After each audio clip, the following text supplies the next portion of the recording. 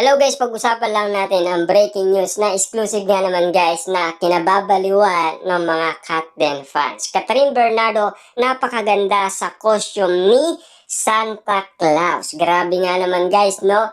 Bagong Santa Claus na si Catherine Bernardo. Pero napakaganda nga naman guys ni Santa Claus guys bilang Catherine Bernardo sa kanyang costume. Diba? Kitang-kita naman natin guys, no? Talagang grabe. Talagang random na natin guys ang simoy ng Pasko sa kagandahan ni Catherine Bernardo. Gamit pa umano guys ang costume ni Santa Claus. Diba? Grabe nga naman guys, no?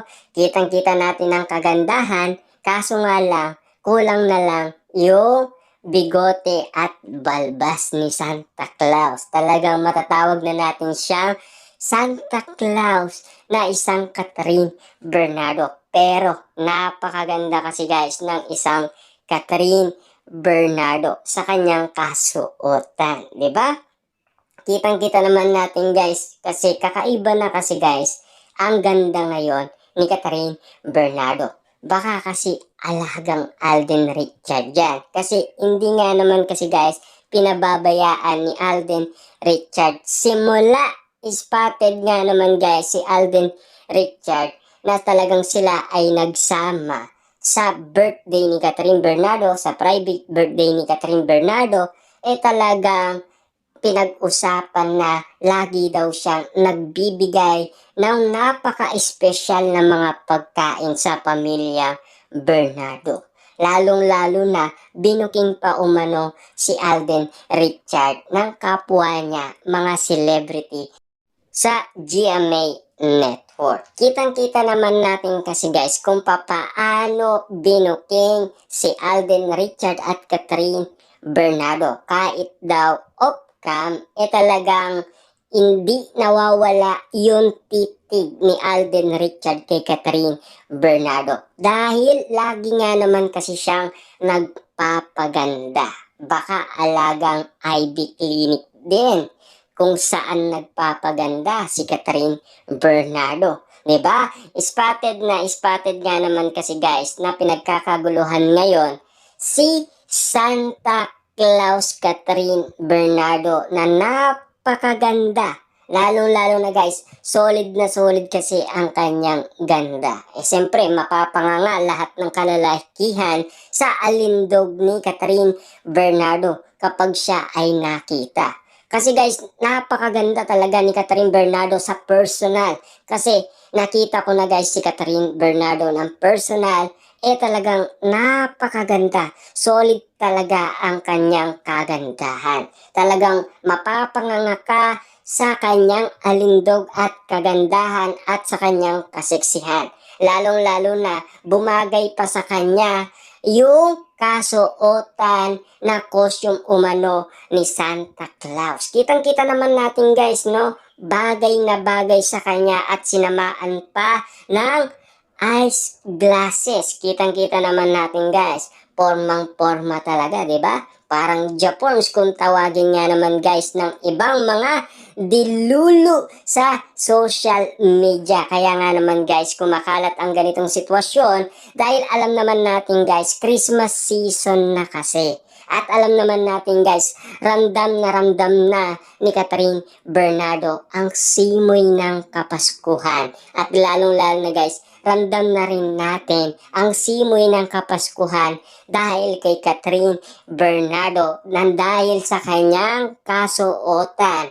Dahil sinuot niya nga naman kasi guys ang costume ni Santa Claus na talagang bagay na bagay sa kanya at kitang-kita naman natin guys na napakaganda ni Catherine Bernardo. Grabe nga naman kasi guys, no? Kitang-kita naman natin na iba na ang mga kinikilos ni Catherine Bernardo ngayon. Nag-matured na kasi guys si Catherine Bernardo at lalong-lalo na ayaw niya nang balikan pa ang mga nakaraan. At lalong-lalo na nasaksihan naman natin lahat ng mga kasagutan ni Catherine Bernardo sa lahat ng interview.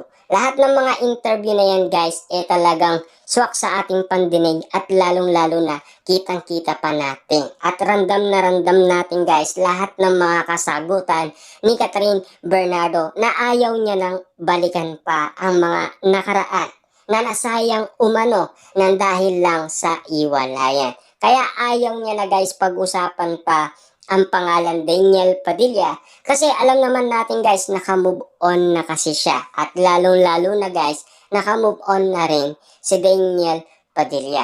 Pero alam naman natin guys kumakalat sa social media na hanggang ngayon ay inahabol pa rin daw ni Daniel Padilla at sinusuyo pa rin si Catherine Bernardo hanggang ngayon.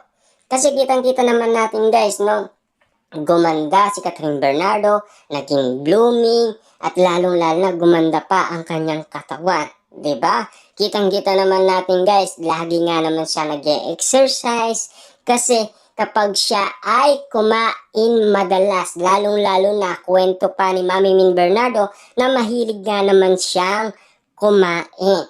Lalong-lalo na paborito niyang kumain ng kumain. Grabe nga naman kasi guys. Dahil alam naman natin kaya nanaba si Catherine Bernardo kasi pinag-usapan na yan ni na Alden Richard at Catherine Bernardo noong sila ay pumunta sa Canada. Kasi spotted nga naman kasi na-interview ng 24 oras si Alden Richard. At yun kasi ang tanging nabanggit niya sa balita. At siyempre, dahil nabanggit niya nga naman yan at ginagawa naman guys ni Catherine Bernardo na madami nga naman siyang kinakain. At kitang-kita naman natin guys na talagang super dami ng kanyang kinakain. Parang nagmumukbang na nga naman kasi siya at marami nga naman kasi guys nagugulat na dahil sinasabi nila na nagda-diet daw ito. Pero, ang daming kinakain, di ba? Grabe nga naman guys yung nangyari sa Canada, sa kanilang shooting. Lalong-lalo na kasi guys, bakbakan ang kanilang shooting. Lalong-lalo na kasi guys, medyo mapapagod sila dahil part 2 ang nasabing pelikula ni na Alden Richard at Catherine Bernardo. Pero ngayon guys, randam na ni Catherine Bernardo ang simoy ng Kapaskuhan. At simoy ng kanyang kagandaan guys ay randam na rin natin. Ang ganda kasi